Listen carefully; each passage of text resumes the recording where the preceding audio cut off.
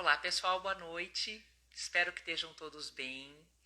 Hoje, na nossa live, o nosso convidado Ivan Petri vai trazer um assunto muito relevante, que é a comunicação não violenta. Então, como nós conduzirmos as nossas relações, a nossa comunicação interpessoal de uma forma a obter resultados produtivos, assertivos e nos relacionar com as pessoas de uma forma mais empática e mais assertiva. O Ivan já se conectou aqui, eu já vou convidá-lo para entrar.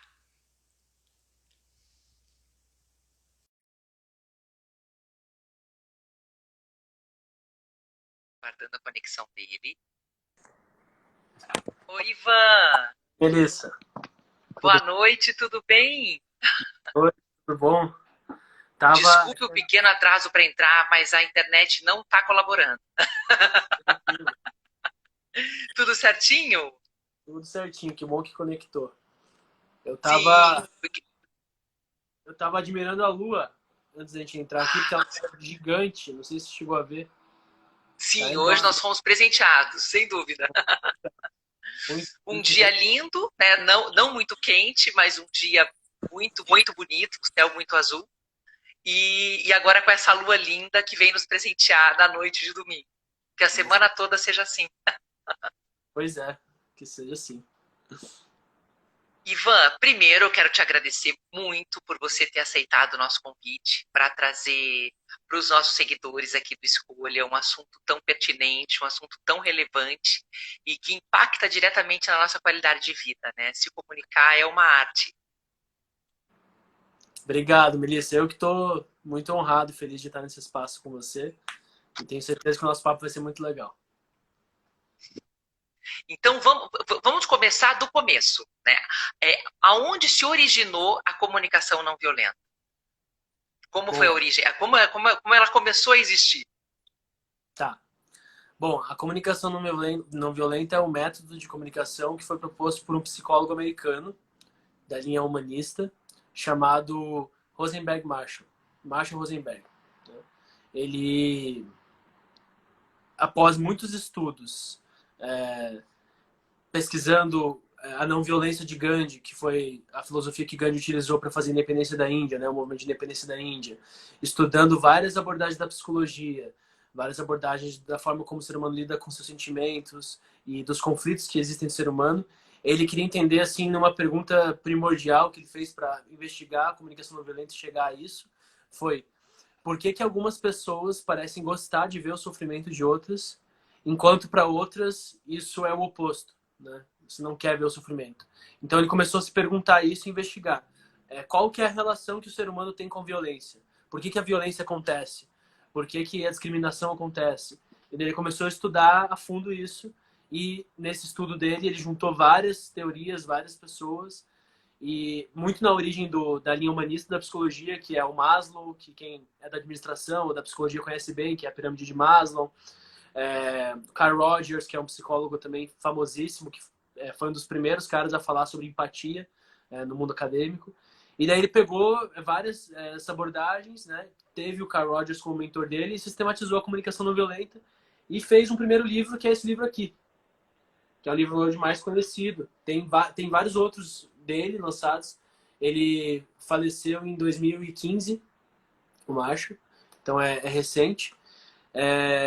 E, enfim, tem vários livros dele que ele vai aprimorando o método, explicando um pouco mais. E agora está mais difundido, né? Esse livro foi lançado em 99, 1999.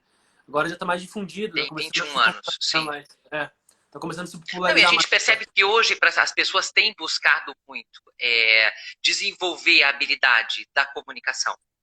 Sim, A, a gente tem, a gente tem visto que a busca por esse conhecimento ela tem aumentado demais. com certeza, com certeza. E daí foi isso. Eu comecei a ler esse livro, né? Eu comecei a ler esse livro já faz um tempo, faz uns 5, 6 anos. E, e daí, na leitura dele, eu fui me impressionando com o conteúdo que tinha, com duas principais coisas. Assim. Primeiro, de como a minha linguagem ela não era assertiva para eu conseguir o que eu precisava, o que eu queria. E ela era ao contrário, ela era violenta, afastava as outras pessoas, ao mesmo tempo que existe esse lance de quando você engole sapo, você não consegue falar o que você precisa para outra pessoa, ou para você mesmo, você acaba sendo violento com você mesmo. Então, a comunicação não violenta foi uma forma, acho que primeiro, de eu conseguir me entender internamente, entender o que eu precisava, o que eu estava sentindo, desmistificar o universo interno que acontece em mim, e acontece em cada um de nós, né? Quem está ouvindo, em você também. Dar uma desmistificada nisso, trazer consciência para isso, para em seguida conseguir se expressar com o mundo, né? Com as outras pessoas, com, enfim, nas relações, né, pessoais. Sim, como E um todo. daí o acesso a esse conteúdo me trouxe muitos benefícios, né? E por isso eu comecei a estudar mais, comecei a praticar mais e hoje, além de praticante, eu dissemino esse conteúdo no meu Instagram e em vários outros canais. Então, assim, pelo material que você me mandou, que eu estava lendo, tem 4 passos principais da comunicação não violenta, né? Os 4 juntos, eles englobam o conceito de uma forma geral. Vamos falar um pouquinho sobre eles? Boa. Olha, antes dos 4 passos, é importante entender que a comunicação não violenta, ela, além de ser uma técnica, ela é importante entender que ela é uma filosofia. A filosofia da não violência, de que outras pessoas não precisam sofrer, não precisam ser violentadas para eu estar bem. Então, parte dessa primeira, acho que, premissa base, e de que quando a gente está falando da comunicação não violenta, a gente está falando de uma comunicação da conexão, de linguagem da vida. Então, uma linguagem de conectar com o outro e comigo mesmo. Então, ela sempre vai buscar isso. A busca não é manipulação ou achar um jeito que eu bote panos quentes para não falar algo que precisa ser dito. É muito pelo contrário. Não é Às uma vezes, batalha, não é uma guerra, né? não É é uma uma, não, conexão.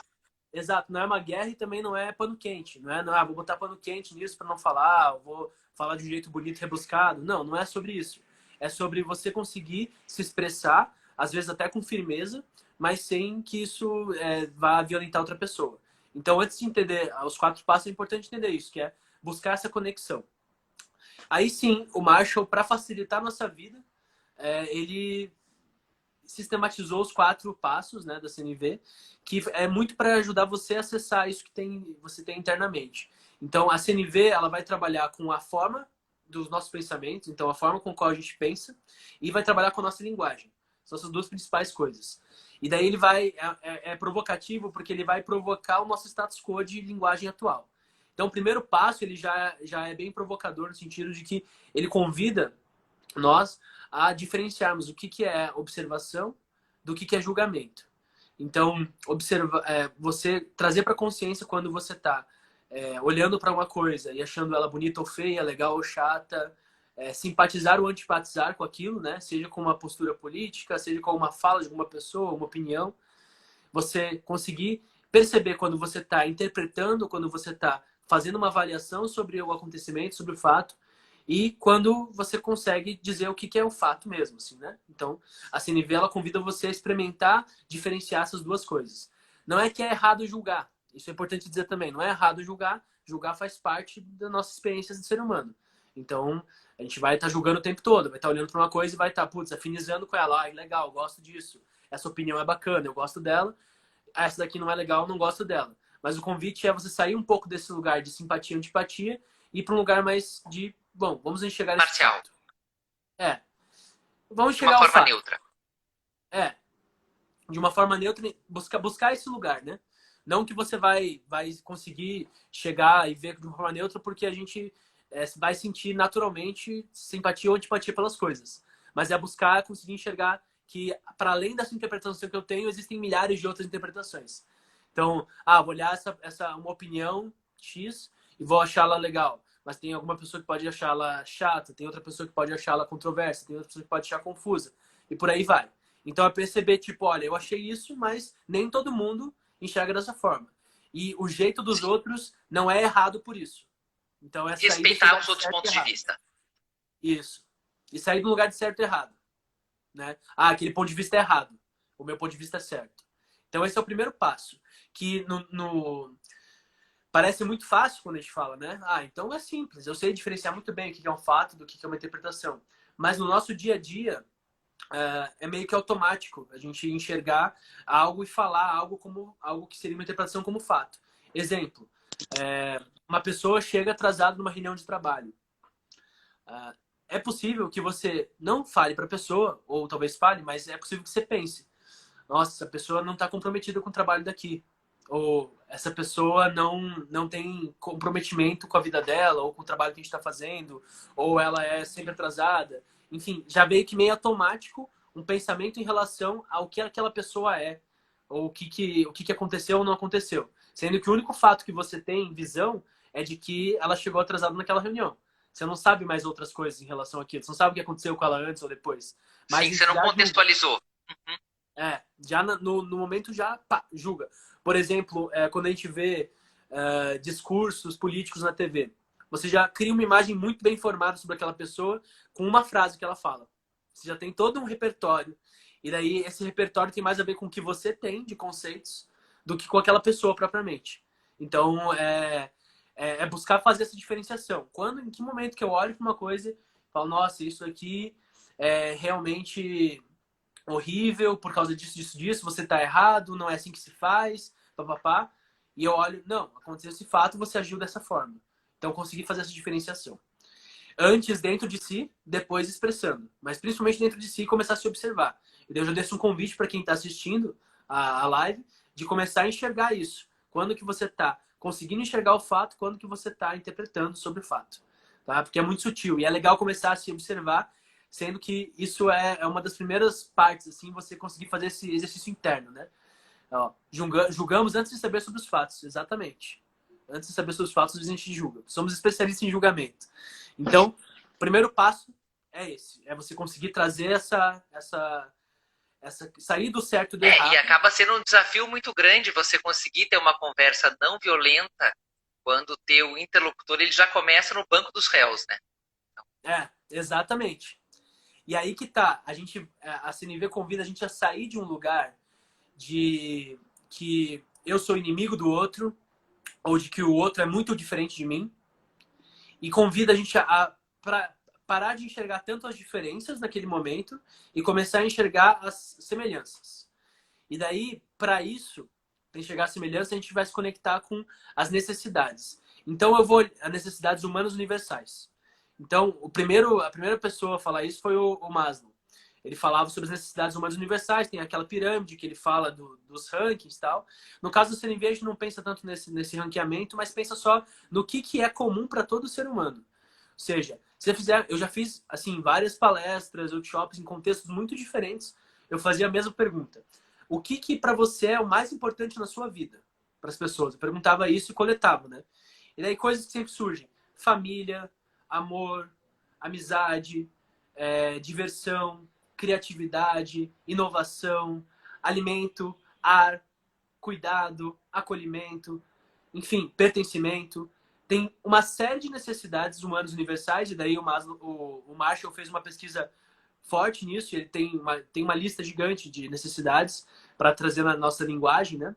Que são necessidades comuns a todo ser humano. E daí na CNV a gente vai buscar se conectar com isso. Então, o convite de eu olhar, por exemplo, para um vídeo de um político que eu não gosto, que eu tenho muita antipatia, né? Vamos supor que tem alguém assistindo a gente aqui que tem muita antipatia com o Bolsonaro. Então, o convite é você olhar um vídeo do Bolsonaro falando e você não precisa concordar com a opinião dele. Não é esse o objetivo. Você tem a sua opinião, você tem a sua visão de mundo. Mas é você olhar aquilo e, para além daquela máscara que você está construindo para aquela pessoa, de inimigo, de algoz, de vilão, você enxergar: ele é um ser humano como eu, ele também sente, ele também tem necessidades. Deixa eu tentar me conectar com as necessidades que estão por trás do que ele está falando, para entender essa estratégia que ele está utilizando para falar. Então, dando uns passos atrás do que a gente está falando: primeiro passo, diferenciar observação de avaliação. Segundo passo é eu me conectar com o sentimento. Então, o sentimento é algo que nos conecta porque todo ser humano sente. Nós temos milhares de emoções que a todo momento borbulham em nós. Então, eu me conectar com a sensação, com o sentimento. Primeiro comigo. Então, putz, a Melissa chegou e falou que não gostou muito daquilo que eu falei para ela. Putz, quando ela falou isso para mim, eu me senti meio irritado e também me senti meio desconfortável. Me senti incomodado internamente, desconfortável. Um pouco chateado também. Porque para mim é importante ser aceito, é importante aceitação e é importante clareza no que eu tô falando. Então eu fico triste quando alguém não entende o que eu tô falando. Então, por isso eu posso perguntar para ela, Melissa, do que eu falei, o que não ficou claro para você? E daí essa pode ser minha estratégia, me expressar para você dessa forma. Então, se conectar com o sentimento, porque os sentimentos e as emoções, elas vão ser bandeirinhas nossas, que são acionadas para quando uma necessidade nossa tal não está sendo atendida. Então, por exemplo, se eu estou num grupo que eu não tô tendo pertencimento, né? Então eu estou naquele grupo, mas eu não estou me sentindo confortável, porque eu não tenho Desconectado. pertencimento naquele grupo, então eu vou me sentir triste, eu vou me sentir desmotivado, eu vou me sentir desconfortável, eu vou me sentir excluído, né? E mesmo que excluído ainda não seja exatamente um sentimento, depois eu posso falar um pouco mais sobre isso, mas deixa isso numa outra aba. Então, o sentimento ele vai ser uma bandeirinha que vai dizer para você, olha, Ivan, olha, Melissa, tem uma necessidade aí sua, tem algo que você está precisando que não está sendo atendido agora. E daí, quando você sente o que a gente categoriza como negativo de sentimentos, e eles a priori são neutros, eles não são positivos ou negativos, mas quando a gente bota assim, né, no julgamento de sentimentos negativos, é a tristeza, é a raiva, é chateado. Então quer dizer que tem alguma necessidade ali pulsando em você que talvez você ainda não tenha nem identificado que está viva e tem sentimentos acionando aquilo. E daí, quando você tem essa prática, você pode buscar. Putz, agora eu estou me sentindo um pouco deprimido, triste, chateado. Quais será que são as necessidades que não estão sendo atendidas nesse momento? O que eu estou precisando que eu não estou tendo? E é isso que eu estou Mas precisando, não necessariamente o outro vai atender, né? Eu mesmo posso atender em alguns momentos, mas eu tenho a chance, pelo menos, de explicar para o outro o que está acontecendo dentro de mim, nesse momento. sim, é isso que eu ia te perguntar. Como que a gente traz toda essa análise do sentimento e do comportamento naquele momento para a conversa e você consegue trazer isso de uma forma mais assertiva? Uhum. Bom, como que a gente traz para a conversa? E aí que tá, acho que um desafio é incorporar no vocabulário um vocabulário de sentimentos e vocabulário de necessidades, né? Que são vocabulários que não estão muito presentes no nosso cotidiano e nem na nossa educação. Né? A educação emocional é algo ainda... Você veja, o primeiro artigo acadêmico sobre inteligência emocional foi em 1990. O primeiro artigo que teve. Então ainda é muito escasso a pesquisa tanto acadêmica, mas a autopesquisa, né? Nós nos conectarmos com o que a gente sente de uma forma, né, mais assertiva, de entendimento, de trazer para consciência. Então, de forma prática, vamos usar o exemplo que eu trouxe no começo ali de uma reunião, né? Então, você está numa reunião e você chegou atrasado nessa reunião, tá? Então, eu estava indo para uma reunião, mas, putz, infelizmente, eu acabei pegando trânsito, ou acordei atrasado mesmo, tal. E eu cheguei muito ansioso, né? Eu já comecei sabendo que eu ia chegar atrasado, eu comecei a ficar muito ansioso, porque eu tenho uma necessidade muito grande de comprometimento com horários. Então isso para mim é muito forte. Então aquilo começou a me deixar ansioso, começou a me deixar preocupado, angustiado. E daí eu cheguei na reunião, sentei lá, já vi algumas caras que me deixaram mais nervoso ainda, porque eu olhei aquelas caras e interpretei que aquelas pessoas estavam muito chateadas comigo, que aquelas pessoas estavam achando eu a pior pessoa do mundo. E daí... Irresponsável. Um Irresponsável. irresponsável. Sim. Tendo que ninguém falou nada ainda, né? Só cheguei na reunião. E As daí... pessoas só te olharam. Só me olharam, só me olharam. E daí eu sento, e como que eu posso ficar quieto, não falar nada, isso é um caminho, uma estratégia. Eu posso... por exemplo, alguém pode falar para mim, Oliver, você chegou atrasado de novo, ou, putz, você chegou 20 minutos atrasado. Ou alguém pode olhar para mim e fazer só um sinalzinho com o relógio, né? Uma comunicação não verbal. E eu posso experimentar algumas estratégias para lidar com essa situação, algumas estratégias de comunicação. Eu posso, por exemplo, ficar emburrado, falar tipo, não tem nada a ver, eu cheguei 20 minutos atrasado, cara, para de encher o saco, você que é chato, sabe? Posso chegar e falar isso.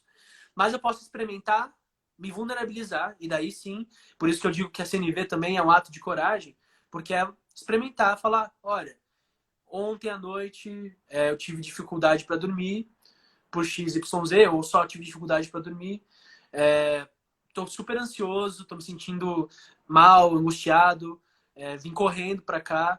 Para mim é bem importante comprometimento com o horário das nossas reuniões, e eu realmente estou muito conectado com o trabalho que a gente está fazendo aqui, com esse projeto. Então, gostaria de dizer para vocês que eu sinto muito por ter atrasado e gostaria de saber se vocês poderiam me colocar a par aqui na reunião para eu entrar junto com vocês e me conectar. Então, esse é um exemplo em que você faz o caminho todo, né? Você fala do fato, né? Olha, acordei atrasado, isso é um fato. Acordei 20 minutos atrasado do que eu tô acostumado. Me senti ansioso, angustiado, porque para mim tem duas necessidades importantes, que é comprometimento e consideração, conexão com o grupo. E tô falando isso para vocês agora, e meu pedido é para que eu consiga ter essa conexão com o grupo e que eu me sinta parte dele de novo, vocês poderiam me colocar a par dessa conversa. E daí esse é o pedido. Então, fecha os 4 passos. Então, seria mais ou menos assim na prática. Daí, claro, para você expressar isso para o outro, você vai ter que fazer um movimento interno antes seu de prestar atenção em si, de trazer autoconsciência para o que está acontecendo dentro de você, né? Não é uma prática, né? Não é de uma hora para outra que você vai ter isso sim, pá, mas ao mesmo tempo a gente já está acostumado com isso. Não é como se isso fosse uma coisa nova, sabe, Melissa? De tipo, ó, é novo isso, é uma coisa nova que descobriu sobre o ser humano. Não, isso já está em você. Você já tem as necessidades que às vezes são atendidas e não são atendidas, e você já está sentindo coisas o tempo todo. Então, é só você reconhecer. É que o que a gente percebe é que grande parte das vezes que essa conexão não acontece é porque, você, vamos dizer, no caso da reunião, você já fica na defensiva, porque você sabe que você está vulnerável, que você cometeu um erro e que você está sendo julgado por isso. Às vezes você nem está sendo tão julgado quanto você imagina. E aí você se arma. Exato. E a gente muitas vezes se arma de nós mesmos. Esse que é complicado, porque esse julgamento, que é o medo do julgamento do outro, ele começa com o auto-julgamento nosso. Né? Então, quando a gente recebe uma mensagem negativa, ou algo, quando a gente recebe algo que a gente julga como perigoso para nós, como negativo, tem 4 formas de a gente reagir a isso. A gente pode culpar nós mesmos, a gente pode culpar os outros, ou a gente pode experimentar, nos conectar com o que a gente está sentindo e está precisando, ou escutar o que o outro está sentindo e o que o outro está precisando. Então, são esses 4 caminhos. Esses 2 primeiros caminhos, que são os caminhos da culpa, quando eu me dou chicotinho, porque eu fiz alguma coisa que eu julgo como errada, ou quando eu fico chicoteando o outro, porque eu estou julgando que ele está errado, esses 2 caminhos é um caminho que ninguém ganha. Nem o outro, nem você, nem o mundo. Porque esse caminho é o caminho da guerra. O caminho da guerra é o caminho de eu achar que eu sou mais importante que o outro, que eu sou superior ao outro, que eu sou mais merecedor de qualquer coisa que o outro. Eu tiro ele de uma posição de igual para mim, que é a posição de ser humano. E daí eu boto ele em outro lugar. Então, meu chefe. Então, aquela pessoa é meu chefe. Enquanto você tá com essa visão de que aquela pessoa é meu chefe e o chefe tá com a visão, esse é meu subordinado, o diálogo, da forma que eu tô falando, com essa qualidade, ele não é possível. Porque um diálogo verdadeiro, ele só é possível quando a gente tira, pelo menos naquele momento do diálogo, tira as nossas máscaras, as nossas armaduras e fica na mesma linha de poder. Na mesma linha. Que é, bom, a partir de agora eu topo te enxergar como ser humano e te ouvir como ser humano e também topo me vulnerabilizar e me expressar como ser humano. A partir desse momento é possível construir um diálogo onde as duas partes se escutem e onde se consigam chegar em acordos, em estratégias em que não haja concessão de lados. E daí isso é muito legal também. Porque na CNV não é uma busca por concessão. É uma busca por atender as necessidades de todos que estão envolvidos. Então é botar todas as necessidades na mesa e a gente vai dar um jeito com a nossa criatividade de encontrar estratégias para atender todas essas necessidades. Né? Que todo mundo fique bem, né? E saia satisfeito. Que todo mundo é a busca do bem-estar de todos. Uhum. Ivan, eu acho que eu percebo assim, existem muitas pessoas que têm uma dificuldade muito grande no tato para falar, né? Então, até por, às vezes, na maioria são pessoas que são mais ansiosas, que são mais impulsivas, que são mais emocionais, e realmente na hora de falar você se perde e você traz toda a emoção à tona, e quando você vê, você já ultrapassou milhas e milhas do limite que você deveria ter ido. Né? A gente percebe, existe esse extremo, que nós podemos falar dele. Mas a gente também existe uma coisa que você trouxe no começo que eu achei muito interessante, o outro extremo. Então são as pessoas que não falam, que elas guardam aquilo, porque elas já partem da premissa que elas não vão ser compreendidas, que elas vão ser julgadas, e isso já é algo que assusta demais. Como conduzir?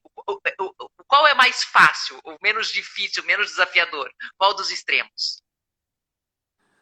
Olha, eu acho que os dois são desafiadores, né? Não tem um menos desafiador e acho que os dois são desafiadores e os dois são possíveis de gerenciar. Olha, sobre o primeiro caso que você falou, né? De alguém que está acostumado com expressões que não são boas para aquela pessoa conseguir o que ela quer. Sempre digo, a pessoa mais violenta que você conhece, então, aquela pessoa no teu trabalho que você acha chata, que você acha que fala palavrão o tempo todo, que é violenta, que é grossa, que tem todos esses julgamentos em cima dela, geralmente é a pessoa que tem mais necessidades não atendidas e que está mais precisando de ajuda. E o jeito dela de fazer isso está sendo muito falho porque ela não está conseguindo o que ela precisa. E quanto menos ela consegue o que ela precisa, mais violenta ela é. Então, porque, por exemplo, grito, né? O que é o grito? Quando você grita alguma coisa, mesmo xingando alguém, é porque já tem um monte de coisa viva em você que você está precisando ser escutado de qualquer forma, só que você não está conseguindo ser escutado porque, por um lado, as pessoas não estão dando conta de entender o que está por trás do que você está falando e você também não está conseguindo achar o jeito mais assertivo de expressar aquilo, né? Então, um jeito de, vamos supor, uma pessoa vem até mim de uma forma muito violenta, uma coisa que eu posso fazer é buscar ouvir o que ela está falando, mas não ouvir o que ela está falando exatamente do jeito que está vindo. Tá? Ela pode chegar e falar para mim, você não sabe de nada, o que você vem aqui me explicar sobre comunicação? Você não sabe como é que funciona a empresa, que não é assim. Já aconteceu comigo isso, né? De ouvir isso em workshops, em palestras. Aqui na empresa a gente não tem tempo para ficar falando essas coisas.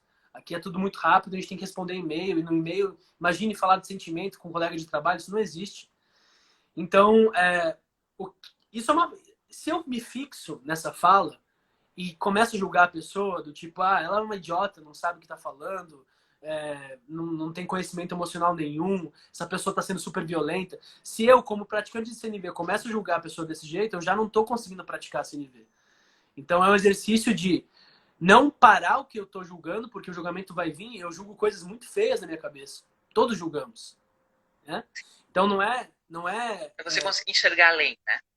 É enxergar além. É tipo assim, estou percebendo que tá vindo isso daqui, tá, legal, porque agora eu tô me sentindo vulnerável, porque essa pessoa me expôs aqui no meio da galera. Eu tô precisando de acolhimento, eu tô precisando de cuidado, né? Eu tô precisando de mais clareza na comunicação. Eu tô com várias necessidades não atendidas agora a partir desse estímulo que essa pessoa me deu.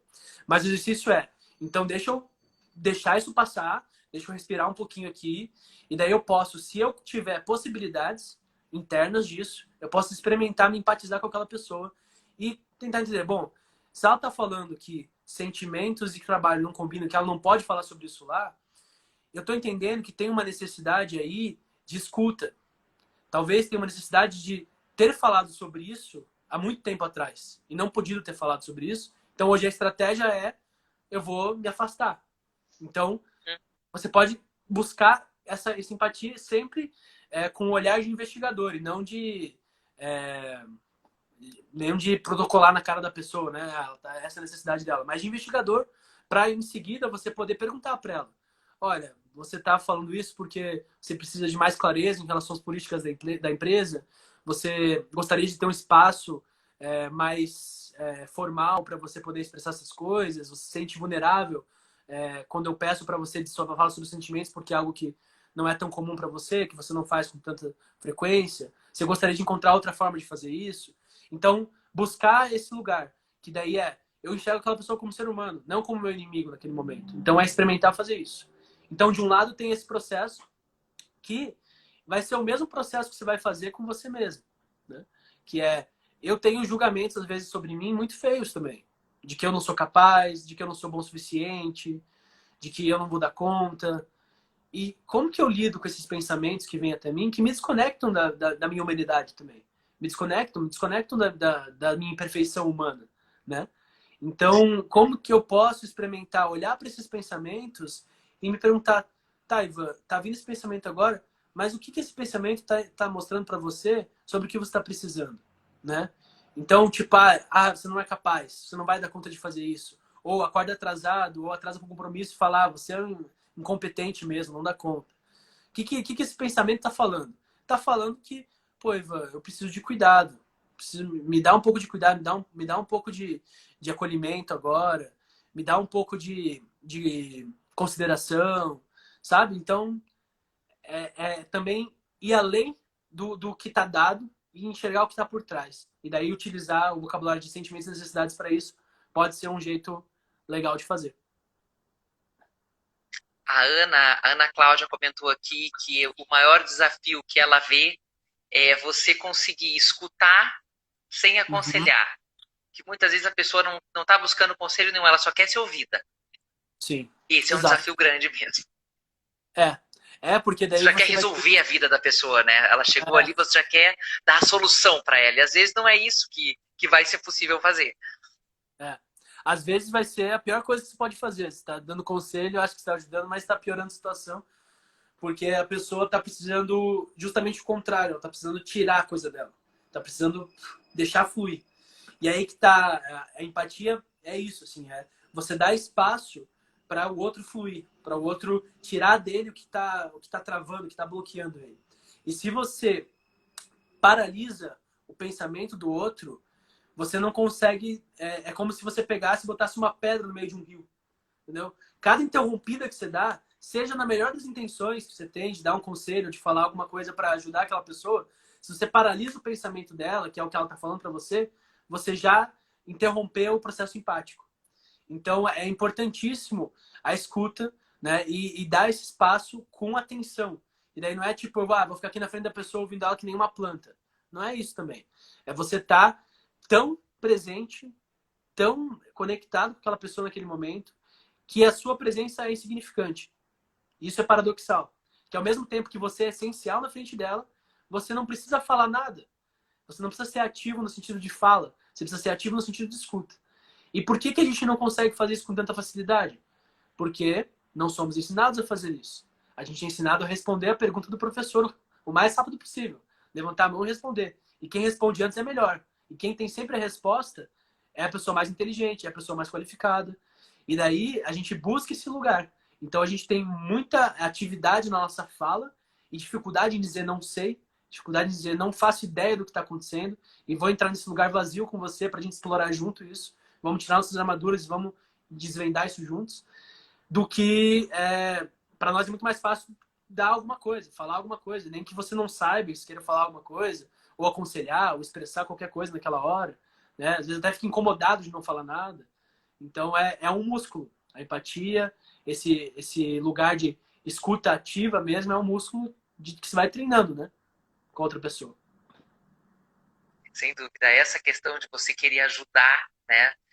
Muitas vezes a gente acaba sendo até um pouco cruel quem está, né, com a pessoa que está com o problema. Porque para nós, né, os interlocutores, sempre tudo é tão fácil, né? E se fosse tão fácil, o problema já estaria solucionado. Não é tão simples assim, né? Uhum, exato. E Ivan, cada. e essa questão assim das pessoas, a gente já conclui. Queria falar um pouquinho sobre essas pessoas assim que são o outro extremo do que a gente estava falando. Aquelas pessoas assim, como que desafios, o que que você traria de orientação para as pessoas que realmente elas não verbalizam por já partirem do pressuposto de que elas não vão ser aceitas e que elas vão ser julgadas, não vão ser entendidas. Sim. Bom, esse pressuposto, ele provavelmente vem de experiências em que isso foi validado. Então é totalmente compreensível que essa pessoa tenha medo de expressar o que está vivo nela. Mas esse pressuposto é um pressuposto, não quer dizer que é o que vai acontecer sempre. Então, uma coisa que ajuda, assim, essas pessoas, se você está com dificuldade de fazer essa expressão, é você conseguir se conectar com você mesmo antes através de um processo de autoempatia. Um exercício prático que tem para isso, que eu experimento de vez em quando, é você fazer um diálogo interno com você mesmo e escrever esse diálogo. Então, aconteceu alguma coisa e você tá mal com aquilo. Você quer falar com alguma pessoa que falou alguma coisa para você. Então, você pode experimentar. Faz numa folha 2 colunas. Na primeira coluna vai ser o teu eu crítico. Na segunda coluna vai ser o teu eu empático. Então, nessa primeira coluna, você vai escrever: putz, eu tô me sentindo um lixo porque eu gostaria de ter falado para aquela pessoa que eu amo ela, mas eu não consegui falar para ela aquilo. E daí, no outro lado, o teu empático. Então você se sentiu triste porque expressão é importante para você e naquele momento você não conseguiu fazer isso. Daí volta pro teu eu crítico. Pois é, e eu sempre faço isso, eu não consigo me expressar e além disso eu tenho dificuldade porque eu acho que aquela pessoa não vai retribuir ou vai achar eu estranho por falar aquilo para ela, vai achar estranho eu falar aquilo para ela naquele momento. E daí, do outro lado, você pode experimentar simpatizar de novo.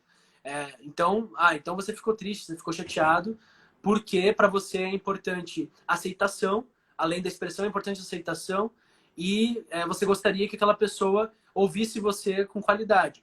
Daí, é isso mesmo, eu morro de medo. E o diálogo segue. O diálogo continua. Eu morro de medo que se eu falar isso, eu vou ser ridicularizado. Até você chegar num ponto em que a maior parte das necessidades que não estão sendo atendidas naquele momento fiquem claras, as suas sensações e sentimentos fiquem claros, para que aí, Melissa, você possa chegar no lugar de estratégia. Beleza, se eu tenho tudo isso livre em mim, agora que estratégia que eu posso utilizar na comunicação com essa pessoa para conseguir ter essas necessidades atendidas? Então, por exemplo, eu posso experimentar chamar a pessoa para um lugar específico, separado dos outros. Eu posso experimentar mandar uma carta. Eu posso experimentar mandar uma... Enfim, daí a criatividade humana vai entrar em ação. Essa é a parte... Mas daí já é algo que você traz a nível consciente, não fica tão nebuloso. Exato. Vai ser uma consequência daí. Vai ser mais simples, porque você vai estar com essa parte mais consciente. É um treino mesmo. A Ana está dizendo que é um treino mesmo, mas é fascinante. Exatamente. Eu também acho, Ana. Concordo com você. Ivan, em relação, principalmente a gente percebe assim, claro, relações emocionais trazem muito disso, né? E eu sou uma pessoa que eu acredito que se a comunicação fosse mais fluida, muitos casamentos não terminariam, né? A comunicação acaba sendo um problema muito grande. E acho que os dois pontos que pegam muito, pelo menos na minha percepção, é uma percepção completamente subjetiva. É a conversa líderes e liderados, que envolve uma insegurança muito grande, né? E muitas vezes um pré-julgamento até da pessoa consigo mesma e transfere isso para o líder. E essa questão da relação afetiva mesmo. Mas eu acho que a líder-liderado acaba sendo ainda a mais desafiadora. Porque na líder-liderado tem o componente do poder da autoridade, né? Que dificulta também a situação. Então, se eu olho para outra pessoa como alguém maior ou mais poderoso que eu, talvez eu tenha dificuldade de me vulnerabilizar com ela. E, por outro lado, se eu como líder enxergo alguém inferior a mim, eu também vou ter dificuldade de me colocar no mesmo lugar que essa pessoa. Então, nessas relações de poder, é importante que quem está nessa relação esteja disponível para se colocar no mesmo lugar da pessoa. Então, é uma dança mesmo. Assim. Da mesma forma que numa relação afetiva, né, um casal, o que acontece é que muitas vezes a estratégia que cada um está usando para chegar para atender necessidades que às vezes são até iguais, muitas vezes são as mesmas necessidades que querem ser atendidas, são estratégias muito diferentes. E isso que leva o caos, né? Então, por exemplo, um casal pode ser que a mulher goste muito de conversar e ter DR sobre as situações que acontecem na relação. Ao passo de que o homem não queira conversar sobre isso. Então, isso me parece, assim, mais de 50% das relações, né? Isso me soa, assim, um pouco familiar.